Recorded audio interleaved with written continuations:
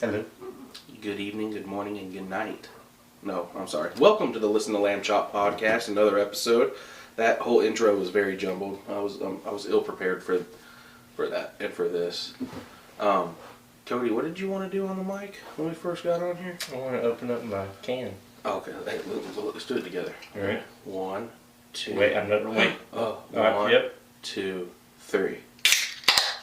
Ooh, that was Yes. pretty synchronized. We got some Red Bulls, and I'm not sure if I'm allowed to say that. No, we got Red Bulls. We can say that. We're not sponsored by them at all. That'd be a really cool thing, I guess, in the future. But we just like to drink them to get amped up. And I honestly, how often do you drink Red Bull? I never drink Red Bull anymore. It depends on. I'm usually a coffee guy. How slow my day is going. We didn't get coffee today. We didn't make coffee at home. We didn't go pick any up. But I don't know about Cody, but I've had a extremely busy weekend. And also, I turned 30. You did yesterday. Yep, turned 30 yesterday. I am no longer in my 20s. I feel like all of my adolescence is gone. How'd you feel this morning?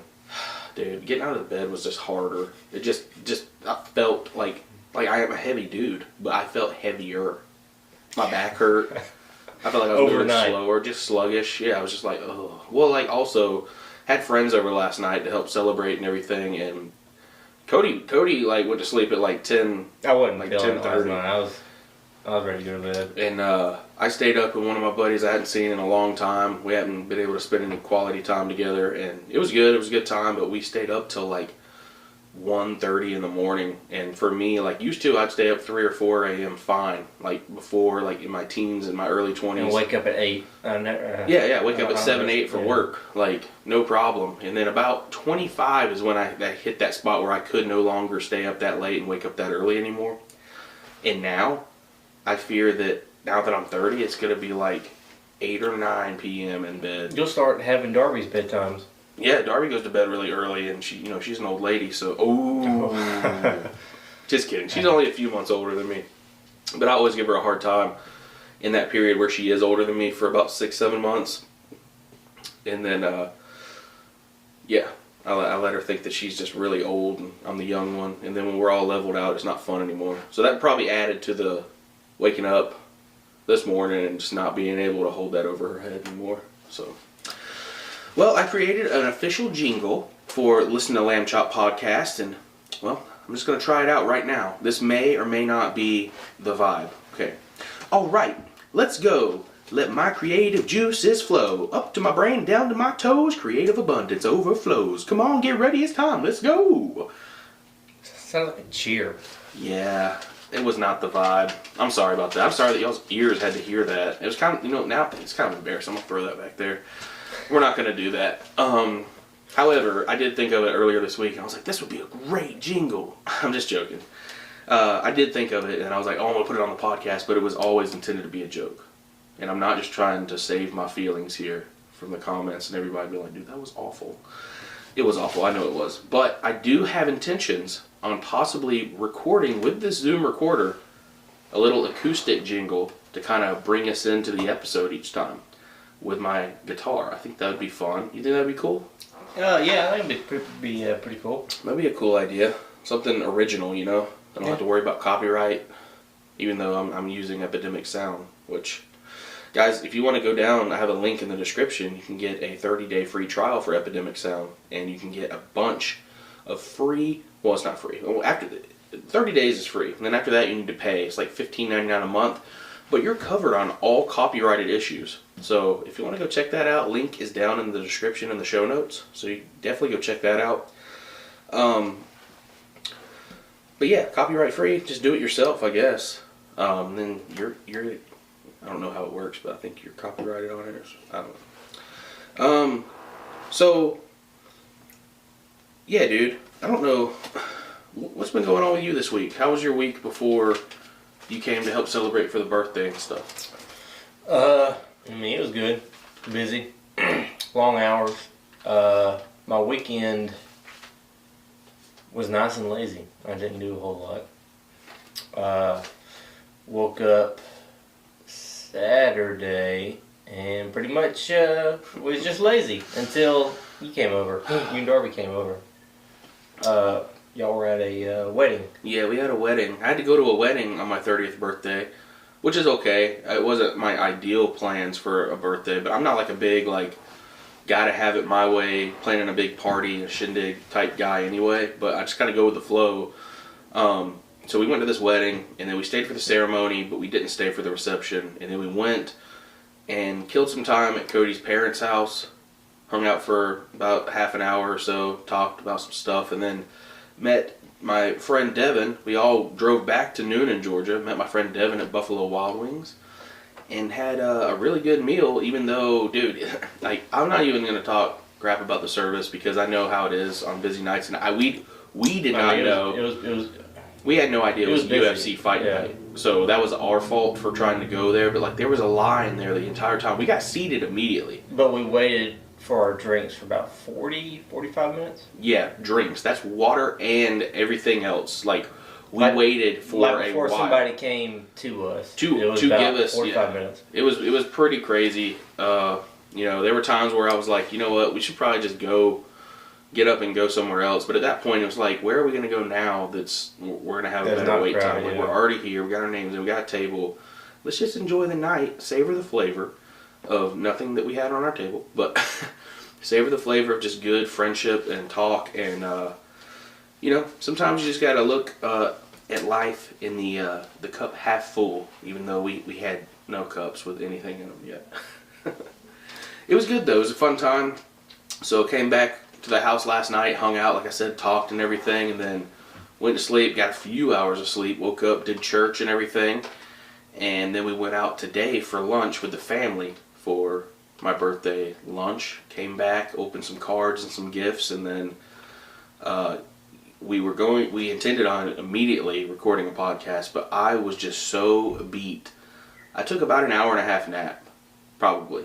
It was supposed to be like 15-20 minutes, and then I turned that alarm off, and then I woke up again and realized I needed to set another one. So it was wild, dude. It was wild. Cody, we're positive on this podcast and everything. I know we just complained a little bit, so I'm gonna go ahead and just stick with that theme for a minute. I want to talk about. Yeah, I know you're very good at complaining. I can be. You can be. I know. I can be. So I just want to talk about a few of my pet peeves, or maybe just one real quick. With me? Yeah, I just want. Well, no, not with you. Like you're not involved really. With me? Like I'm gonna. No, Okay. not you at all. You don't like eat cold protein. It really makes me upset. But no, this is just in general. And I want you to piggyback off of these and add something if you want. But basically, I cannot stand it when I ask someone how they're doing, and they either ignore me, keep walking, look at me and keep walking, or just stand there like they didn't just hear me. And like very rarely there's someone with like headphones or earbuds that's like genuinely like did not hear me. Mm-hmm. And then there's always that possibility that maybe they're deaf, and I'm like the bad guy for like being upset about it. But how many deaf people have you come across? Not that many. I mean, some, and like you usually know because they're very good at making eye contact and signing, or like doing like international like thumbs up or something. They still waving. respond. Something, yeah, exactly. Yeah. But most of the time, yes, what I'm saying. Like most of the time when it happens, I think people are just rude, and like it really bugs me. Like I'm like. Especially when I'm at work and I'm like, hey, how you doing today? Before I ask them what they want. And they walk up and they're like, they don't acknowledge what I asked them. I and want the shrimp.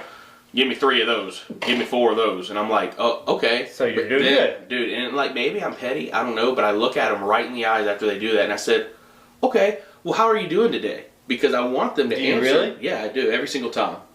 Every single time. Oh. Because it really upsets me. Like, it's rude, dude. Like, I didn't ask you what you wanted. I didn't ask you if you needed anything.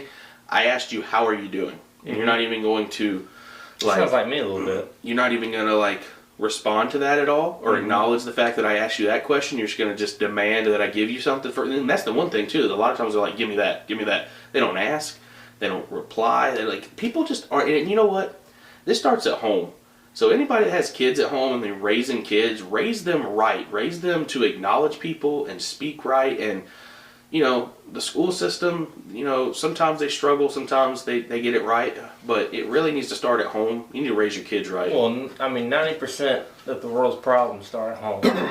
True. And I think that's one of them. People are just rude these days, man. Like, yes, I'm an employee. Yes, I'm getting paid to be there. But at the same time, it's like, you should still treat me like a human being. Like last night, we were cracking jokes and having fun with our waiter at Buffalo Wild Wings, and he was loving it. And he sat there and had a little bit of small talk with us, and he answered some questions, and we were nice back to him and everything. So, I mean, that's how it should be with every encounter. And, like, there are tons of people out there that are awesome when I say, hey, how you doing? And they're like, great, how are you? And then we get to business. But that's one of my biggest pet peeves right there, is if I ask you, hey, how you doing? And then you just change the subject and demand that I do something for you or get something for you. Like, it's not okay, guys. You got to change that.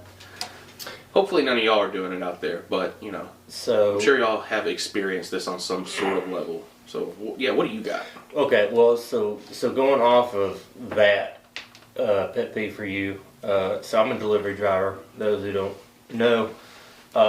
So I'm in, neighborhoods all day, every day. And I've gotten accustomed to when I'm delivering in a neighborhood and I see somebody, adults, kids, whoever, in the street, walking down the sidewalk, I'll wave. I'll smile and wave. Oh, yeah. I cannot stand it when they don't wave back and they just stare. I know. Like I'm the devil. It's like just sitting there driving through their neighborhood. It's like that scene from that movie, Mr. Deeds, with Adam Sandler. When he's like, what'd you do, crazy eyes? Why'd you get arrested for? And he's like, well, I bit the mailman. He's like, why? He was like, he was casting a spell on me. He was all like, hey. He's like waving his hand. That's how people act sometimes. They're like, what is he doing? Is he cursing me? I don't know, but that gets on my nerves. I mean, I'm sitting there trying to be nice. I'm smiling and I'm waving, and they just like drop what they're doing, like puff their chest up like they're challenging me or something, and just sit there and stare at me and just slowly turn their head as I go by. So when I get to my next stop, I just mark down their address and do not deliver. I'm just playing. I don't do that. Don't deliver here because you done messed up. Treat your delivery man with some respect. With dignity and respect, because they're out there during the rain and the snow and the heat. And the lightning. And the gunshots. Sometimes tornadoes. Yeah, and just all kinds of stuff. So you got to respect them for what they do. Like, I would say delivery drivers are right there underneath, like, doctors, EMTs, cops, firefighters, all that. Like, we are now. It's like a segment, like, below, I would say, but still, like, you need to, like, respect them, because they're out there giving you what you need. Well, you know what? We really are, and I wouldn't have thought that before, but especially with the pandemic and all that, like, people got used to ordering stuff online and not going to the store, and so we are, FedEx, UPS, Amazon, Post Office, like, we're the ones who's given 90% of the world. Oh yeah, you make the world go around. Their stuff now, and I mean, I never thought about that before until, here recently. But, yeah, like when they first had like a lockdown or the shutdown a little bit, and only essential workers could go to work. I was hoping for a day off or a week off, but no. I know. At the same time, like we've already mentioned this before on the podcast, like we were super blessed to be able to keep our positions at both the places. Like at a grocery store, you wouldn't think that grocery store employees are essential workers, but if you think about where are you going to go? Where are you going to go? Like if the grocery store shuts down, if all of them shut down, what are you going to do? You got a garden? I hope you do, because if you don't, you're going to be in a bad way. So, but grocery stores are more essential than restaurants. Oh, for sure. I mean, because restaurants are like a luxury. Grocery stores is like a necessity. I knew many people, in the area that I delivered who, I got laid off, or they're cutting back right now. Oh yeah, in the restaurant industry a lot, because there weren't customers going out there. There weren't nobody, so that it would be a skeleton crew out, and they're working. I think that's happening still across the board sometimes. A lot of people that got laid off and stuff, like got kicked out of the restaurant industry, have not come back. And now the restaurant industry is kind of hurting now that the crowds are coming back a little bit. And the world's just growing. I mean, there's just, the population's just booming. So, yeah, dude. So is that your biggest pet peeve?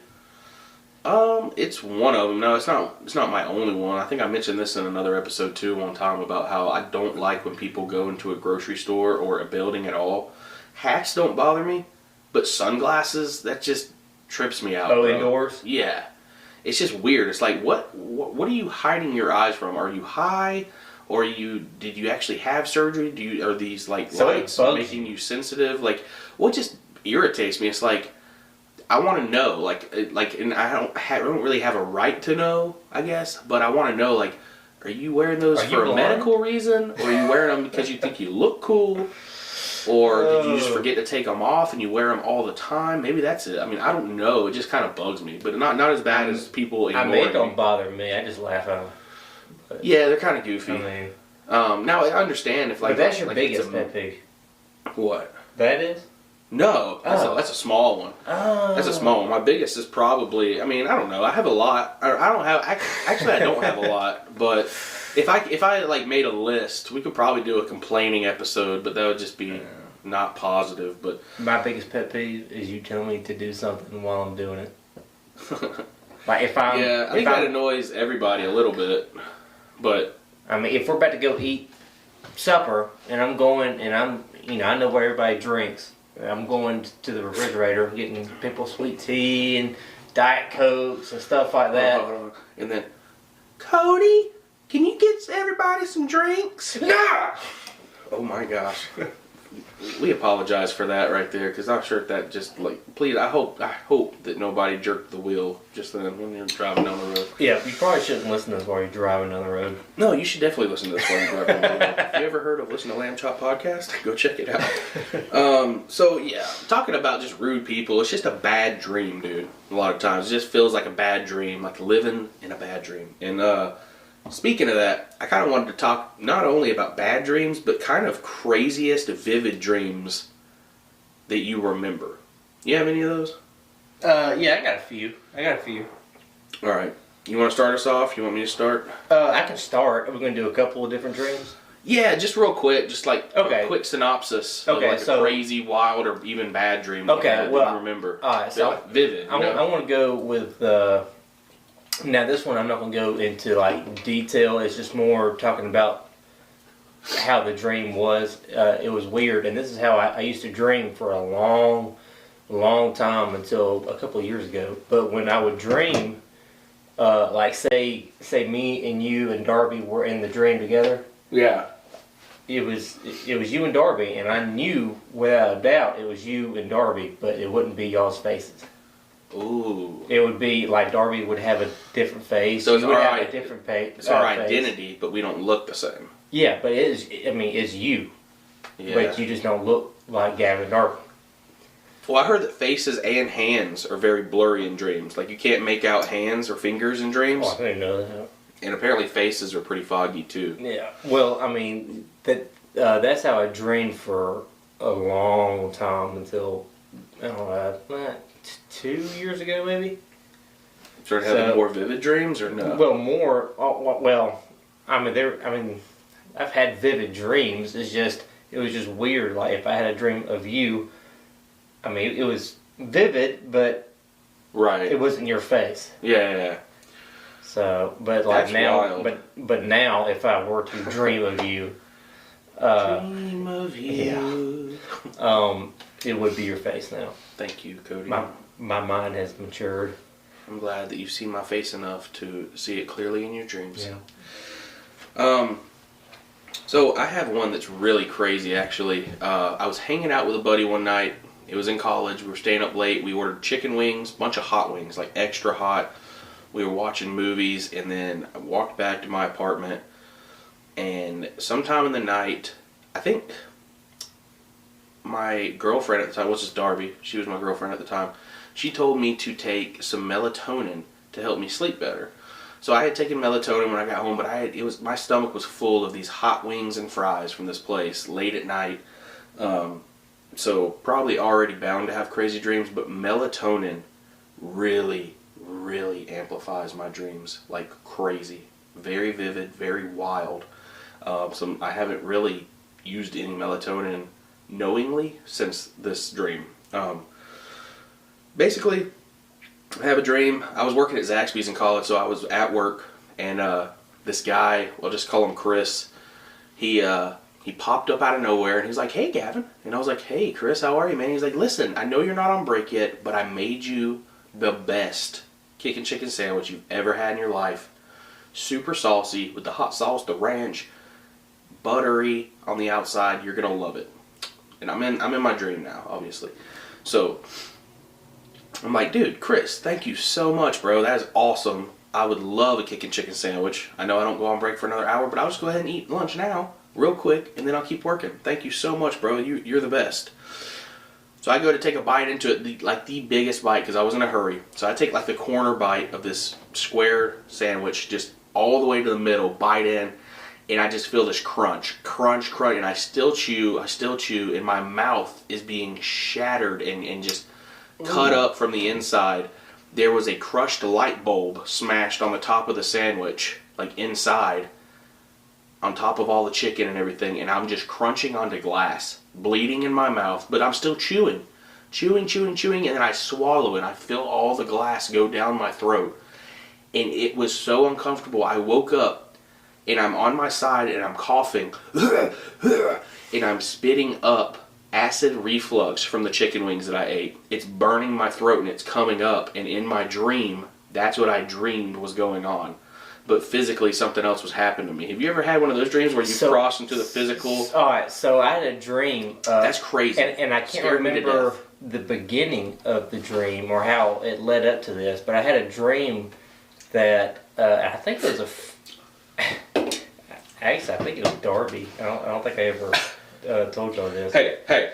But I'm dreaming about my wife. Well, just wait. Just kidding. So apparently, just wait. What does that mean? So Darby was choking me, like killing me. That sounds about right. And like on top of me with her hands around my neck, just squeezing, and I could not breathe. And I guess I died.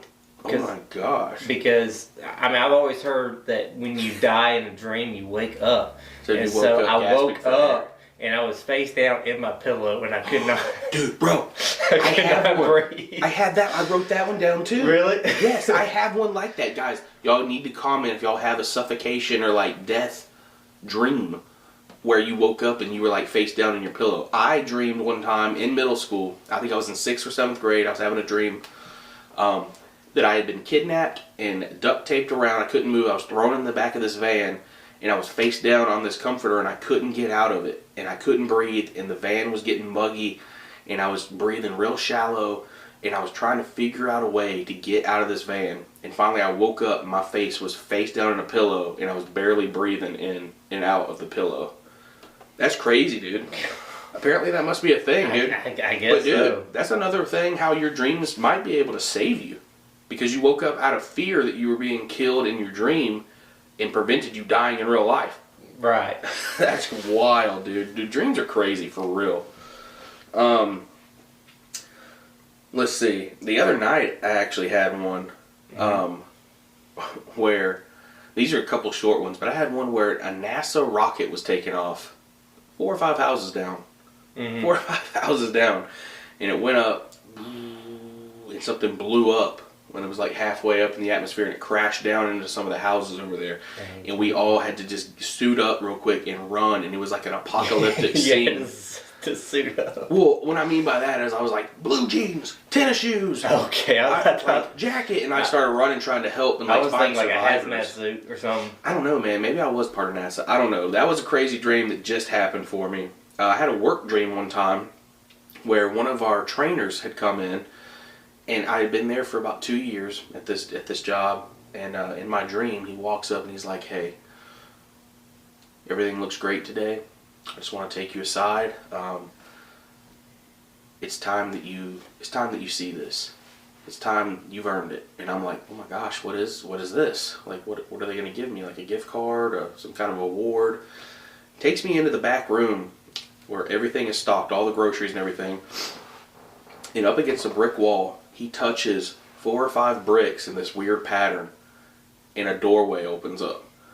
And we walk downstairs into this place, and it's this giant lounge, game room, big screen TVs, this crazy, like, a bunch of fridge, a big island with a stove. You can cook all the food you want to, couches, recliners, video games, all the video games you could ask for, and all the sporting events going on around the world just playing in this place. And he's like, "Yeah, man, you've earned it. And once a week, you can come in and get paid and just go down here and chill in the lounge." And I was like, "Dude, this is awesome. This is awesome. This is what I'm talking about. That's what work should be." And then you woke once up. a week. Yep, and then I woke up. I hate those. And then I had to go to get something nice in your dream. I know. It always happens right at the cusp. Yeah. Right at the cusp of you're about to attain what And everything built up for, and then then you wake you're up. so disappointed. I wonder what that means psychologically.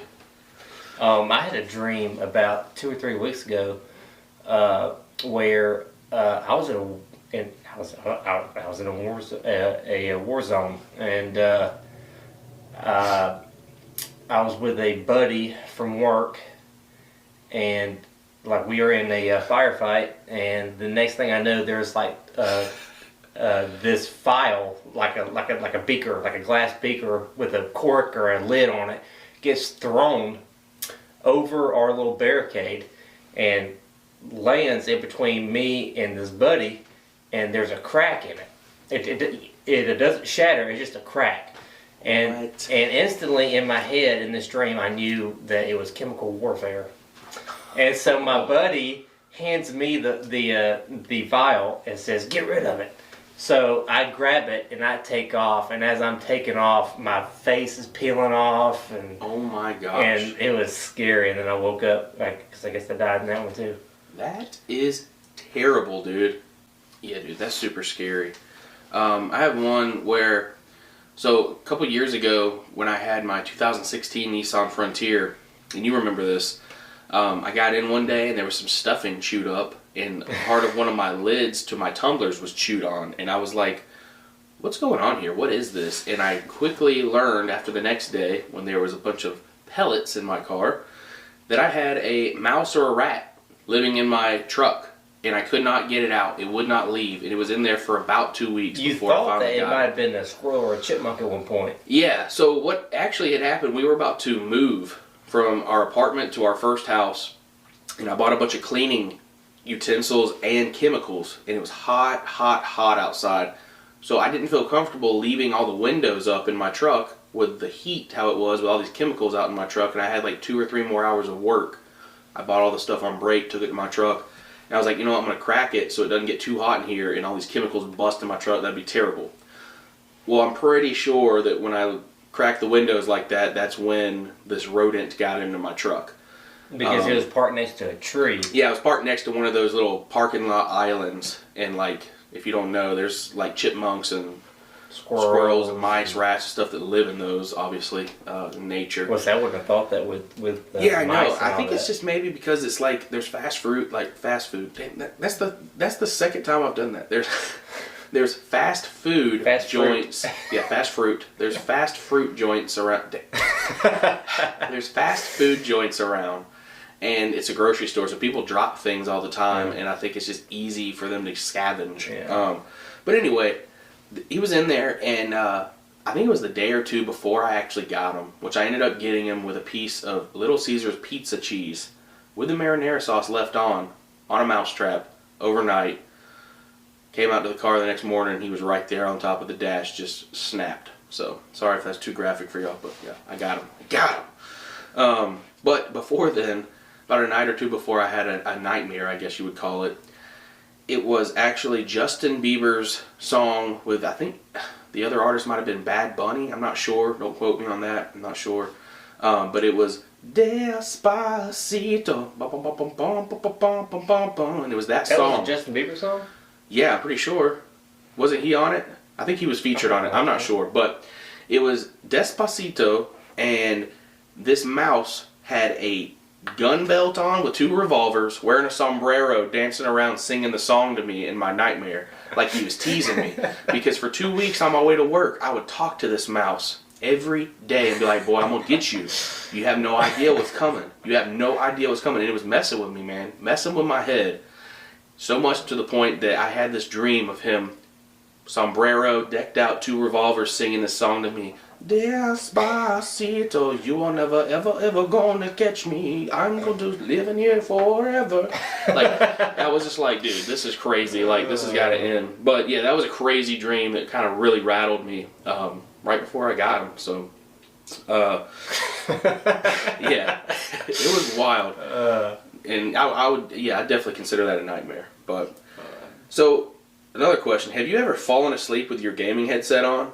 No. You started dreaming you were in the game, or people in your dreams sounded like game characters? It's never happened to you? It's happened to me like once or twice. Most of the time I like call it quits, put up my headset and go to sleep. But like once or twice in my adolescence I fell asleep with my gaming headset on. And it got interesting. I was like, dude, I can't believe, like, what is this virtual reality? I was just playing on the couch, and now I'm in it. I'm in Ready Player One now. Yeah, that's exactly how it felt. And then until I got in, like, this respawn area, and it wouldn't let me move. And I'm like, dude, even in my dreams, I'm glitching. Hey, speaking of that, real quick, I don't know if you've ever felt this, but it's happened to me a few times where I'll, like, wake up, but I'm still kind of asleep, but, like, I'm awake. But, like, and I'm, like, paralyzed. Dude, that doesn't really happen to me, but it happens to Darby a lot. She'll have her eyes open, and she'll be sitting there, and she was having a nightmare, and I didn't know it, and I walked up, and I'm like, dude, she doesn't look right. Like, her eyes are open, and so I walked up to her, and I was like, Darby, Darby, and she woke up screaming at me, swinging, because in her nightmare, she was being attacked by somebody. And I was like, what, are you okay? Are you okay? And she was like, I was having a dream, and I was like, you look like you were awake. Yeah, like, I mean, it's happened to me a few times. But she like, said it scares her because she can't move. Yeah, so, like, That's crazy. I'm awake, but I guess I might still be kind of asleep, but, or, like, right there, you know, on the edge, but I'll be sitting there and I'll be trying to get up and try to keep my eyes open and all that, and I cannot move my arm. I can't move. I mean, I can't move anything. I'm just sitting there paralyzed, just staring up at the ceiling. You know, it's scary. It's pretty bad. Yeah, it is pretty scary. I don't think I've experienced that. I might have. I just don't remember. I feel like I would remember if I'd experienced something like that. So yeah, segueing into something else. You know, I know you played Risk as a kid, but did you ever get to play Clue? Yeah. So, Clue... Colonel Custer in the library with a wrench. Yeah, exactly. Something like that. So that would be a scenario. So, last year, I got really into a podcast called Solve. And I don't know if you know what that is or not, but it's a true crime interactive podcast where you kind of listen to the voice acting scenarios. Is that what me and you listen to in Pigeon Forge? Yeah. I think so. Yeah, and I got it right. Where were we listening? In the hotel room? Yeah. Oh, okay. Yeah. I guess so. Yeah. Yeah, it's exactly what it was. It's interactive. You listen to the voice acting scenarios and then try to take notes and solve the murder before the episode ends. And they kind of reveal everything at the end. And I thought it was awesome. It's a really cool idea. Yeah, it was pretty neat. They actually have now where it's called Hunt a Killer. Have you heard of that? Have you seen it pop up online or anything? Mm. So basically, they send you a box. And it's like, you can sign up for different things. I guess you could probably just get a couple if you wanted to. But for a cool date night idea, I ordered us, it was like $165, but it was for 6 months. A 6-month subscription, one-time payment of $165. They send you the box once a month, kind of like Mystery Tackle Box, right? And so they were sending it, and you're far away from me. Oh, I'm just sitting here trying to. Okay. I'm curious. Cody, I just turned around and I thought Cody left. I was like, where'd he go? So yeah, It's like this interactive true crime mystery thriller type thing where you are actually working for a private investigation company, and they send you all these clues and everything. They send you the situation. You get like the medical examiner's report. You get all this stuff, all these facts, a giant map of the area. Does a video or audio come with it, or no? Yeah, so there's like an actual virtual desktop that you can access from your computer or your phone or whatever. Oh, on an app? No, it's not an app. You just go to the website. Oh, okay. And it's actually an email address, and they have it set up to where it's interactive, where when you think you have the answer, you email the person that, like, say it's the victim's sister that wants this to be investigated. You email her your findings, and if it's right, she will email you something back like, oh my gosh, I knew it. This was the case. I knew it. I have more evidence on your way. I promise. Thank you so much. And then if you get it wrong, it'll just be like, try again. But you have to figure it out. And there is a hint page and a reveal page. So if you just really get stuck, you can go in and use the hints. Or if you're really stuck and you can't get the answer at all after 5 or 6 hours of trying to investigate, you can do the reveals and figure it out like that. Well, that sounds pretty cool. It was pretty awesome. It's very thorough. I mean, they gave you like souvenirs in there too. We got like a pin. I got like a coaster from the victim's desk, and I'm actually probably going to use it on the podcast table because why not? It's an actual coaster. I was making jokes about how it works. I was making jokes about how I needed coasters for the podcast table, and I got a coaster in that Hunt a Killer box, and I was so excited. I was like, dude, that's awesome. And I was sitting there looking at it, and I started thinking, dude, what if at some point during this investigation we have to crack this thing in half and there's like a secret note hidden inside, and then I don't get my coaster? But I think I was overthinking that for sure. All that kind of reminds me. I mean, it's obviously different, but it kind of reminds me of a escape room. Yeah, dude, it is. It's basically it's a at-home escape room type deal. You have to figure it out to move on to the next one. You get a box every month, and at the end of the 6-month period, you crack the case. So you're so it's yeah, it's not one one case. Yeah, it's one long case that you're on. It's an ongoing investigation. Oh, that's pretty cool. It's pretty cool, man. Cool. I have to show you some of that stuff before you leave today because it's that could be a cool, like if you had like a group of friends. Yeah, definitely. We were doing it as a date night, but that's what they promoted. Date night, type thing where like everybody comes in. I'm going to look up the website real quick so we can get a little bit more crisp fact and figures on it, more than, just hearsay about what I'm talking about. But I want to show you now. Hunt a Killer. Oh, Hunt a Hiller. HuntAKiller.com. But yeah, it sounds pretty cool. It is awesome, dude. We had a blast. Detectives needed. And basically, see if you qualify. After her sister Beth's death is declared an accident, Gwen needs your help to prove she was murdered. Sort through the evidence, piece together clues, and catch the killer in an immersive murder mystery game. Welcome to Mallory Rock. So this place is in Maine. It's called Mallory Rock, and you get it. Is it a real place? I don't think Mallory Rock is, but it's based on a real place. It's like this island off of Maine, still considered part of Maine, and like.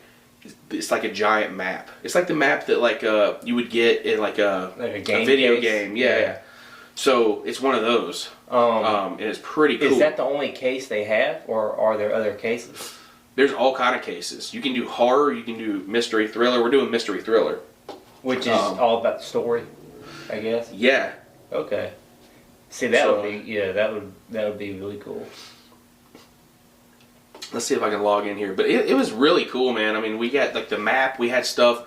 There was a part of it, like I'm not going to give it all away because I know that I think it's the same across the board. But basically, there's this thing where the preacher doing the funeral gave he wrote down notes with like some Bible verses on the back, and it's like 1, 2, 3, 4, 7, or no 5, and then 7. So it skips 6, and then you realize, hey. In her message, it says the verses don't really add up. You need to look into this, and it's kind of like a cryptic thing, and it sends you like a page on how to like try to decode things. But it's very in depth. It took us about 3.5 hours to get the first clue to send in, and we ended up having to use a few of the tips. But so it's like intense. Oh yeah, it's intense. It's like it's legit like being in a a thing. Like you're really having to like. Yeah, dude. If you want to do the other one, I accidentally. So you need to make sure that if you want to try it out, you can go and get it for $165, one-time payment. But after you do that, make sure you go ahead and cancel the subscription. Because I thought I did, but I didn't. And after my 6 months was up, that next month I got shipped another box, and it cost me $165 for the next 6 months. And there's no refunds, so be careful with that for sure. But it was super fun. I recommend trying it out if you're into that kind of stuff. If you like watching Criminal Minds, trying to figure that stuff out, or you listen to Solve the podcast or something like that, or if you even liked playing Clue growing up, Hunt a Killer would be pretty cool. And this is not a sponsorship. I'm just telling you about it because I thought it was really cool. I should look into a sponsorship with them though. That would be pretty affiliate cool. marketing. Yeah, get your free box. Yes, this is a family-friendly, faith-based podcast, and we were wondering if we could partner up with Hunt a Killer. That would probably be kind of weird. But we're into that kind of stuff. We like murder mystery type things, and this is like a really cool way to do it. So yeah, if you want to tag along for the next set.